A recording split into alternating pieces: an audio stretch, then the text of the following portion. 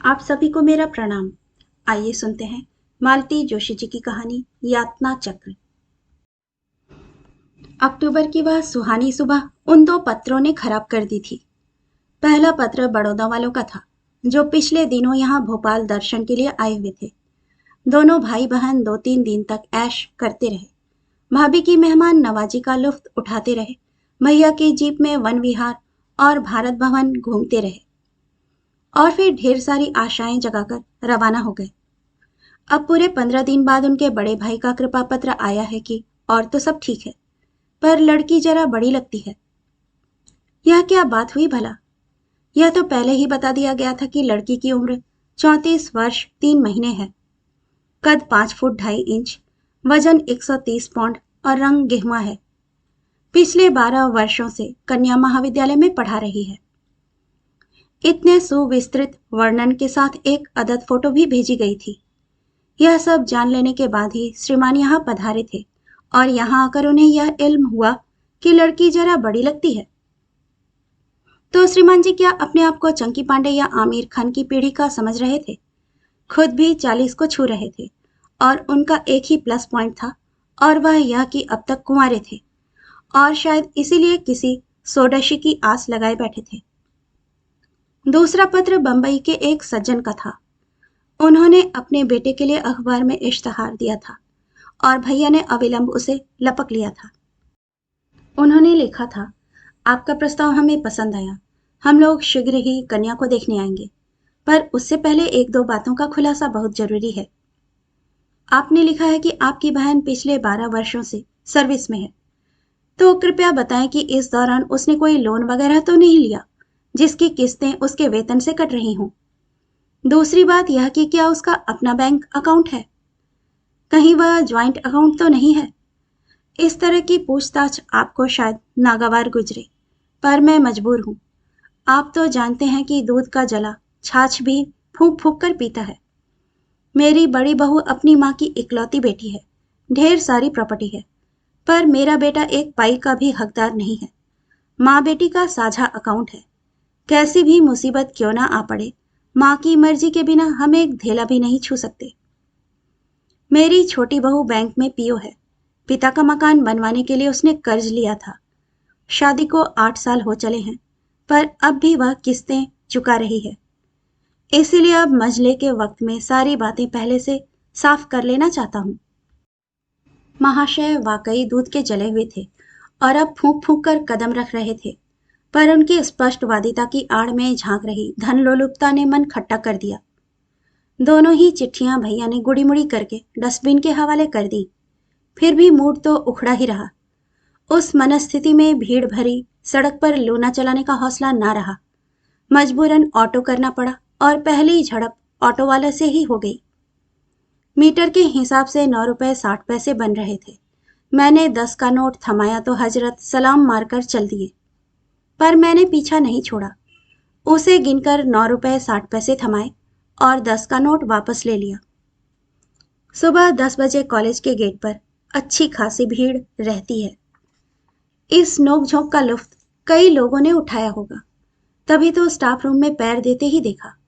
Mrs Malhotra Mrs Gupta की ओर देखकर आंखों ही आंखों में मुस्कुरा रही हैं। मुझे तो जैसे आग लग गई।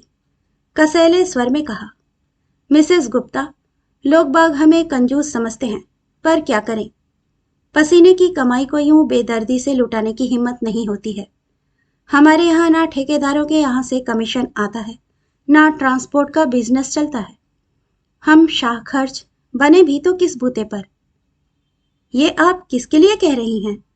मिसेस मल्होत्रा झल्लाईं। मैं तो एक बात कह रही हूँ, आप बुरा क्यों मानती हैं? मैंने लापरवाही से कहा।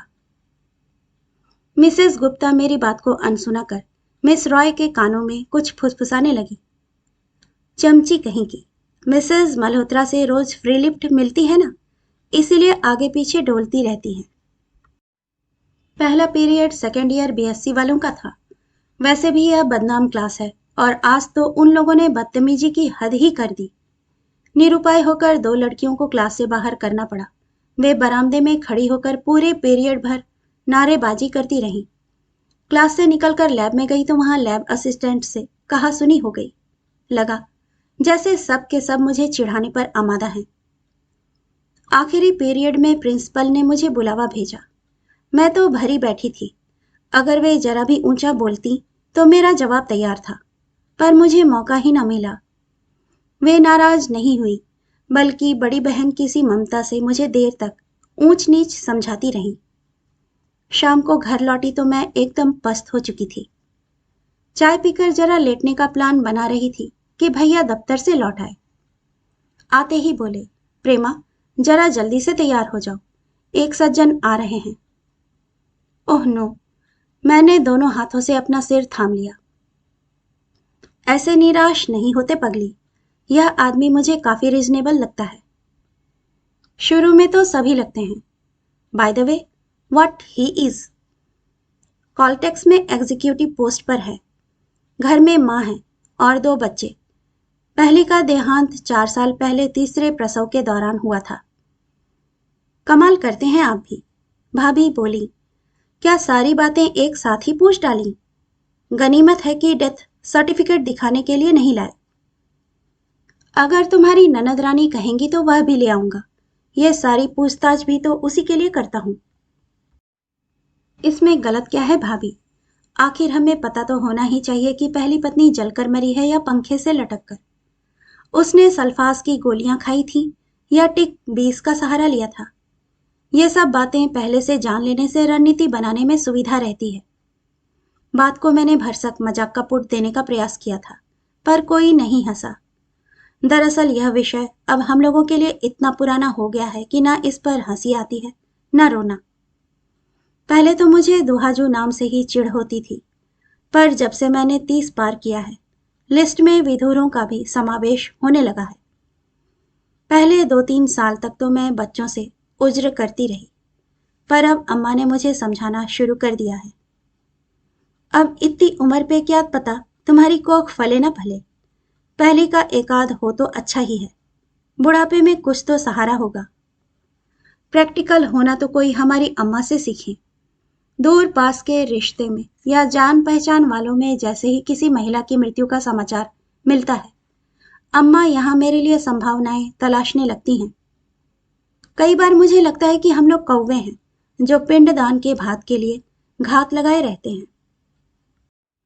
प्रेमा, 6 बजने को है, तैयार हो जाओ। भैया ने अपने सौम्य स्वर में फिर एक बार याद दिलाया तो मैं अपनी तंद्रा से जागी। कमरे में आकर बाल खोल लिए और ड्रेसिंग टेबल के सामने सुन्न होकर बैठी रही। तैयार होने का कोई उत्साह ही मन में शेष न था, बस एक खाना पूरी करनी थी। उत्साह भी बेचारा कब तक साथ देगा। उम्र के 16वें वसंत से यह सिलसिला शुरू हुआ है। शुरू में बड़ी उमंग थी। अपने सपनों के राजकुमार को देखने की उत्सुकता होती थी। इस तरह का प्रत्येक कार्यक्रम मुझे रोमांचित कर जाता था।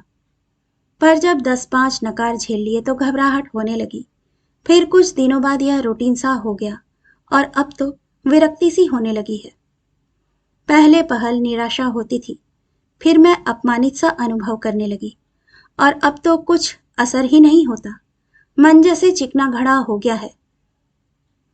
बीच में कुछ दिन ऐसे भी आए जो मेरी सहन शक्ति को कसौटी पर कस गए। मुझसे 4-5 साल छोटी नीलिमा एकाएक बड़ी हो गई और मुझसे सुंदर निकल आई थी। लोग मुझे देखने आते और उसे मांग बैठते। कईयों से तो भैया ने झगड़ा भी कर लिया, पर बाद में अम्मा बाबूजी ने सोचा कि शादी तो हमें इसकी भी आगे पीछे करनी ही है। बड़ी की आशा में इसे कब तक घर में बिठाए रखेंगे। अगर आज इसे अच्छा घरवर मिल रहा है तो उसका लाभ क्यों ना उठाएं। आगे पीछे प्रेमा की भी हो ही जाएगी। नीलम की शादी हुई और मैंने राहत की सांस ली। तब क्या पता था कि घर में एक और प्रतिद्वंदी मौजूद है। मुझे ही क्यों, घर में किसी को भी होश नहीं था कि टुइयां सी सुषमा मुझसे हाथ भर ऊंची हो गई है और उसका रंग चंपे सा निखर आया था। हम लोग बेखबर थे तो क्या हुआ, देखने वाले तो चौकस थे। उसके लिए भी एक से एक प्रस्ताव आने लगे। कई लोग तो बिना किसी दान दहेज के उसे लेने के लिए तैयार थे। इतने बड़े प्रलोभन को कोई कब तक टालता। नीलिमा के 2 साल बाद सुषमा भी विदा हो गई। उफ, भयानक मानसिक उथल पुथल के दिन थे वे।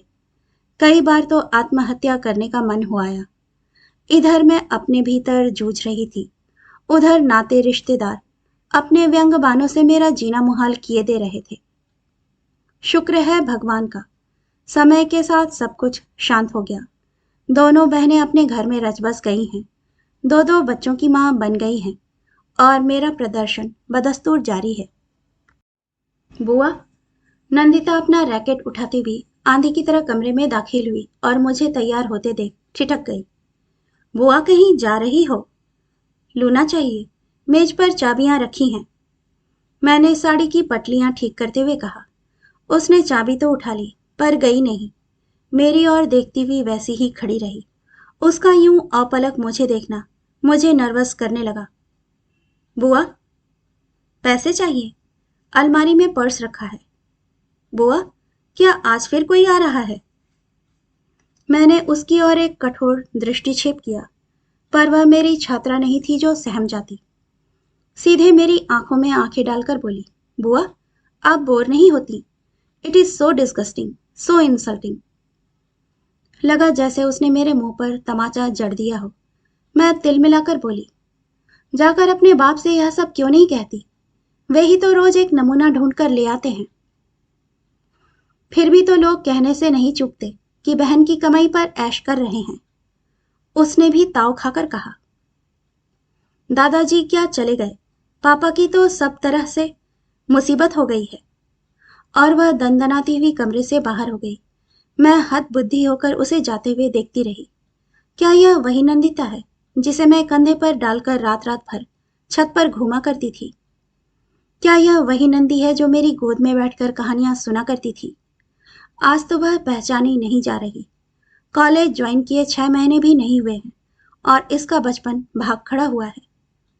अब यह पहले से कितनी स्मार्ट, कितनी सुडौल और कितनी कमनीय लग रही है। मेरा जी धक से रह गया। क्या मेरे साथ अब यह भी रेस में शामिल होगी? क्या नीलिमा और सुषमा की तरह यह भी मुझे पीछे छोड़ देगी? इस बित्ते भर की लड़की ने किस दिलेरी से पूछा था, बुआ, आप बोर नहीं होती? कभी नीलम ने भी यही प्रश्न किया था। दीदी, रोज रोज के इस प्रदर्शन से तुम्हें ऊब नहीं होती? प्रदर्शनी तो मेरी लगती रही, पर इनाम वे लोग ले गईं। अब शायद नंदिता की बारी है। इस अंधी दौड़ का कहीं तो अंत होगा। कभी तो मुझे इसका समापन करना पड़ेगा, फिर आज ही क्यों नहीं। घंटी बजी और भैया लपक कर दरवाजे पर पहुंचे। अरे यह क्या, सतीश जी नहीं आए? भैया के स्वर में निराशा साफ झलक रही थी। नहीं आया, एक दबंग नारी स्वर उभरा। बोला, आप ही दोनों देख आओ, मैं जाकर क्या करूंगा? भीतर ही भीतर भक से जल उठी मैं। तो श्रीमान जी मुझे देखना भी नहीं चाहते? सोचा होगा, जरूरत भी क्या है, कुंवारी लड़की है, 2200 रुपये महीने कमा रही है, दोनों बच्चों के बाप को इससे ज्यादा क्या चाहिए? लेकिन यह तो कोई बात नहीं हुई। लोग 4 पैसे की चीज भी खरीदते हैं तो देख परख कर लेते हैं। ये महाशय तो बीबी घर में ला रहे हैं। आज तक मुझे बीसियों लोग देख गए हैं, चाय नाश्ता गटक कर जाते हैं और फिर कोई मीन मेख निकाल कर टका सा जवाब दे देते हैं। इतनी कोफ्त होती है, लेकिन फिर भी मैंने अपने आप को कभी इतना अपमानित अनुभव नहीं किया। पर यह तो सरासर उपेक्षा थी, अवमानना थी। अम्मा को बाहर भेजकर भैया भीतर आ गए थे। भाभी से बोले, प्रेमा तैयार हो जाए तो बाहर ले जाना, मैं छत पर बैठा हूं। वे लोग जाने लगे तो आवाज दे देना, रिक्शा तांगा जो कहेंगी ला दूंगा। भैया के ऊपर जाते ही मैंने रसोई का रुख किया।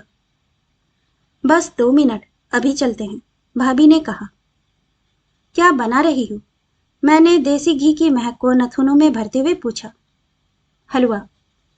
ओफो भाभी, कितनी बार कहा है कि चाय बिस्कुट पर निपटा दिया करो, पर तुम तो पूरा सरंजाम कर देती हो। आज तो सचमुच यही नियत हो रही थी। मैंने नकुल से समोसे भी मंगवा लिए थे, पर सोचा बड़ी बूढ़ियां हैं, अच्छा नहीं लगेगा। भाभी, मेरे लिए अब तक कितने मन चीनी गला चुकी हो। एक बार तुम्हारी शादी हो जाए, बस सब वसूल हो जाएगा। यही तो रोना है। खैर, एक बात तय है भाभी कि आज का यह आखिरी शो है। इसके बाद यह तमाशा बंद। एकदम क्या हो गया? कुछ नहीं। और दूसरी बात यह कि मेरे बाहर जाते ही अम्मा को भीतर बुला लेना। 2 मिनट रुको तो। मुझे हॉल का रास्ता मालूम है भाभी, तुम परेशान मत हो, मैंने कहा और धड़धड़ाती हुई बाहर आ गई। महिला मंडल एकदम चौंक गया। अम्मा तो ऐसी सकपकाई कि बड़ी देर तक उनके मुंह से बोल ही नहीं फूटा। अम्मा चाहती हैं कि मैं भाभी के पीछे पीछे नजरें झुकाए हुए हौले हौले डग भरती हुई सिया सुकुमारी की तरह कमरे में दाखिल होऊं। कभी उनका यह भी आग्रह हुआ करता था कि कमरे में आते ही मैं अपने भावी ससुराल वालों की चरण वंदना करूं, लेकिन हर ऐरे गहरे के पैर पड़ना मैंने बरसों पहले छोड़ दिया है। एक दो बार संभावित वर की बहन या भतीजी के रूप में मेरी भूतपूर्व छात्राएं आ धमकी थीं। बस तभी से मैंने विद्रोह का झंडा गाड़ दिया था। रही सही मर्यादा आज समाप्त हो गई। भाभी कहाँ हैं? अम्मा ने डपट कर कहा। काम कर रही हैं और तुम्हें भीतर बुला रही हैं। अम्मा ताव खाकर उठी। उनके जाते ही मैंने पर्दा अच्छे से खींच दिया और फिर सामने वाली कुर्सी पर इत्मीनान से बैठ गई। आप लोगों में से सतीश जी की माँ कौन है? दोनों भौचक होकर पहले मुझे और फिर एक दूसरे को तकने लगी। बड़ी देर बाद दुबली पतली महिला ने कहा, मैं सतीश की माँ हूं, ये मेरी छोटी बहन है, सतीश की मौसी। मौसी जी बुरा सा मुंह बनाए बैठी रहीं। जाहिर था उन्होंने मुझे पहले ही नजर में रिजेक्ट कर दिया था। सतीश जी क्यों नहीं आए? मैंने दूसरा प्रश्न दाग दिया। वे फिर एक दूसरे को देखने लगी। फिर मांझी ही बोली, वो तो बेटा शादी ही नहीं करना चाहता, मैं ही पीछे पड़ी रहती हूँ। आखिर बच्चों को देखने वाला कोई तो घर में हो, मैं क्या हमेशा बैठी रहूंगी? मैंने बहुत जिद की तो बोला, तुम्हें बहू चाहिए तो जाओ, तुम ही पसंद कर लाओ। क्या पहली बहू भी आप ही ने पसंद की थी? हाँ, पहले तो हम ही दोनों पसंद कर आए थे, फिर पीछे ये भाई बहन भी देखने गए थे। पहले वाली की तो बात ही और होती है, मौसी जी ने जबरदस्ती उस्वास भरकर कहा। अब तो ऐसा है कि बच्चों के लिए घर बसाना है। देखिए मां जी, मैंने मौसी जी की बात को जरा भी तवज्जो ना देते हुए कहा, मेरी उम्र 35 को छू चली है। पिछले कई सालों से मेरे लिए वर की तलाश जारी है। 20 बार मैं इस दर्दनाक अनुभव से गुजर चुकी हूँ। यूं कहिए कि एकदम लहूलुहान हो चुकी हूँ। फिर भी यह जंग जारी है। मैंने अभी हौसला नहीं खोया है, पर जिंदगी की यह लड़ाई मैं अपनी शर्तों पर लड़ती हूँ। पहली और सबसे बड़ी शर्त यह है कि मैं उस आदमी को जरूर देखना चाहूंगी जिसके साथ मुझे जिंदगी गुजारनी है। सतीश जी की यह दूसरी शादी हो सकती है, पर मेरी तो पहली ही है। मैं ही क्यों, कोई भी लड़की अपने होने वाले पति को एक बार देखना चाहेगी। इतना सम्मान तो उसे आपको देना ही पड़ेगा। बल्कि मैं तो उन बच्चों को भी देखना चाहूंगी जिन्हें पालने की मुझसे अपेक्षा की जाएगी। आश्चर्य जैसे उन चेहरों पर पुत गया था।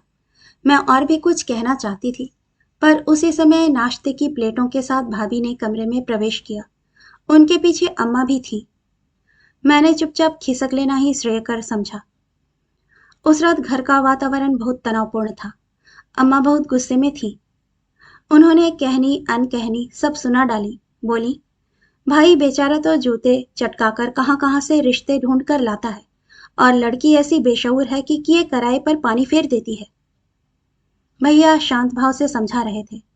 मैं तुम्हारा फ्रस्ट्रेशन समझता हूँ प्रेमा, अब तुम ही बताओ और उपाय भी क्या है? और सबकी बातों का मेरे पास एक ही उत्तर था, बस बहुत हो चुका, अब और नहीं, कभी नहीं। उस दिन शायद रविवार था। भैया भाभी ने बहुत दिनों के बाद शॉपिंग का प्रोग्राम बनाया था। अम्मा किसी सहेली के पोते के मुंडन समारोह में सुबह से ही गई हुई थी। नंदिता की सहेली के यहाँ वीसीआर आया हुआ था और नकुल अपनी क्रिकेट में व्यस्त था। घर पर मैं बिल्कुल अकेली थी और उस एकांत का, उस शांति का मैंने भरपूर लाभ उठाया था। खाना खाकर जो बिस्तर में दुबक गई थी, तो पूरा दिन वहीं गुजार दिया था। ना टीवी खोला, ना चाय बनाई। सोच लिया था कि जब तक घंटी नहीं बजेगी उठूंगी नहीं। कमबख्त घंटी बज ही गई। जरूर नकुल के दोस्त होंगे, जरा चैन नहीं लेने देते। वो तो गनीमत थी कि आज मैच है, नहीं तो अब तक बीसियों बार उठना पड़ता। मुनमुनाते हुए मैंने दरवाजा खोला। एक अपरिचित सज्जन खड़े थे। राजेश्वर दयाल जी यहीं रहते हैं? जी, लेकिन वे इस समय घर पर नहीं हैं, देर रात तक लौटेंगे। आप? मैं उनकी बहन हूँ, भैया भाभी के साथ ही गई हैं। दरअसल आप ही से काम था, भीतर आने के लिए नहीं कहेंगी? तब होश आया कि मैं दरवाजा घेर कर खड़ी हुई हूँ। पीछे हटते हुए मैंने कहा, आइए। मेरे बच्चे भी मेरे साथ हैं, तो बुला लीजिए ना। उन्होंने पीछे मुड़कर आवाज दी, बबली, पिंटू, इधर आओ, आंटी बुला रही हैं। बच्चे जो स्कूटर पर बैठे थे सहमे से अंदर आए। नमस्ते आंटी। नमस्ते, आइए, भीतर आइए। मैं उन लोगों को हॉल में लिवा लाई। घड़ी की ओर देखते हुए मैंने पूछा, बच्चे स्पाइडरमैन देखना चाहेंगे? शायद। मैंने टीवी ऑन कर दिया। सच, अजनबी लोगों को झेलना पड़े तो टीवी बहुत काम आता है। आप लोग देखिए, तब तक मैं पानी ले आऊं। हाँ, पानी तो हम जरूर पी लेंगे। वैसे हम लोग कुछ देखने नहीं, दिखाने आए हैं। मैं सतीश कुमार हूँ और ये मेरे दोनों बच्चे हैं। मुझे काटो तो खून नहीं। वहां से जो भागी तो सीधे कमरे में ही आकर दम लिया। आईने में शक्ल देखी। पूरे 12 बज रहे थे।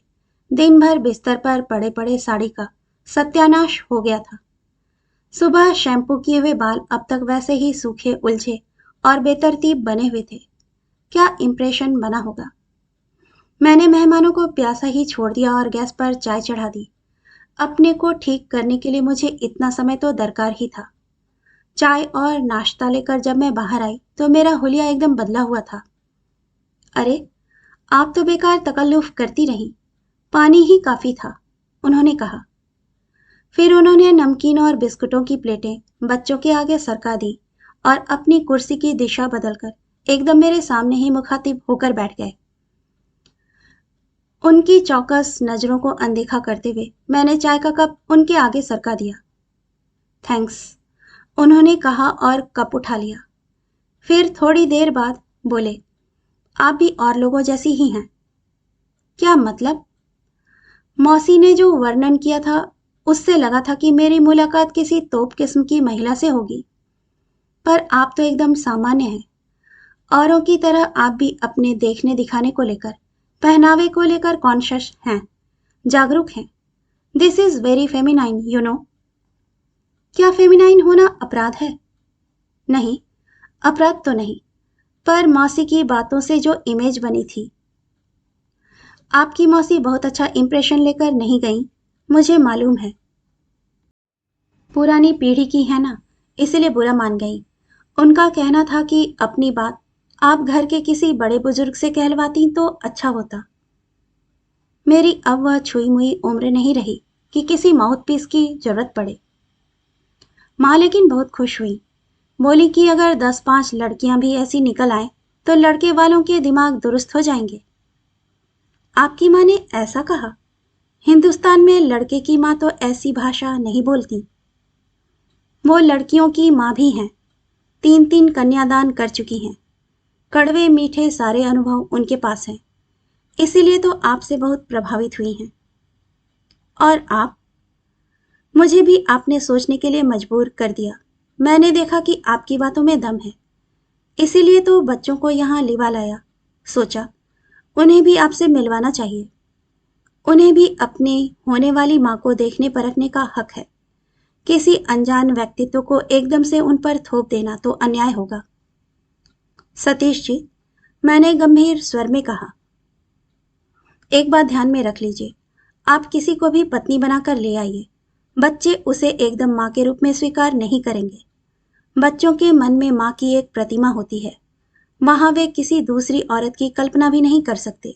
इसीलिए यह रिश्ता, यह संबोधन उन पर कभी मत थोपिए। सारी समस्याएं इसी हठधर्मी से जन्म लेती हैं। आप क्या मनोविज्ञान पढ़ाती हैं? जी नहीं, मेरा विषय केमिस्ट्री है। आपकी सोच तो बहुत गहरी है। मेरे पास इतनी फुर्सत जो है। स्पाइडरमैन खत्म हो गया था और वे एकदम उठ खड़े हुए। चलो बच्चों, पहले आंटी की नींद खराब की, अब क्या पिक्चर भी खराब करोगे? मैं सिर्फ मुस्कुरा दी। बच्चे शरीफ थे, पिता की एक ही आवाज पर उठाए। नमस्ते आंटी। मैंने दोनों को प्यार से थपथपा दिया। बच्चे प्यारे थे, जैसे कि होते हैं, और उनकी दादी ने उन्हें खूब सजाकर भेजा था। लड़की को देखकर सहज ही अनुमान लगाया जा सकता था कि उन लोगों की माँ बड़ी सुंदर रही होंगी। तभी तो श्रीमान जी को अब और किसी को देखने का चाव नहीं रहा। जानते हैं ना कि अब उतनी सुंदर पत्नी तो मिलने से रही। स्कूटर स्टार्ट होने की आवाज आई तो मुझे होश आया। बच्चे पिछली सीट पर बैठकर मुझे टाटा कर रहे थे। मन हुआ दौड़कर जाऊं और पूछूं, बच्चों, तुमने मुझे पास किया कि नहीं? ऐ नन्हे फरिश्ते, इस यातना चक्र से तुम ही मुझे मुक्ति दिला सकते हो। तुम पर ही मेरी आशाएं टिकी हैं। तब तक स्कूटर आंखों से ओझल हो चुका था और पीछे धूल का गुबार छोड़ गया था। कहानी सुनने के लिए आपका धन्यवाद। श्रोतागण, आपसे विनम्र अनुरोध है कि कृपया कहानी पसंद आए तो इसे लाइक और सब्सक्राइब जरूर कीजिएगा। धन्यवाद।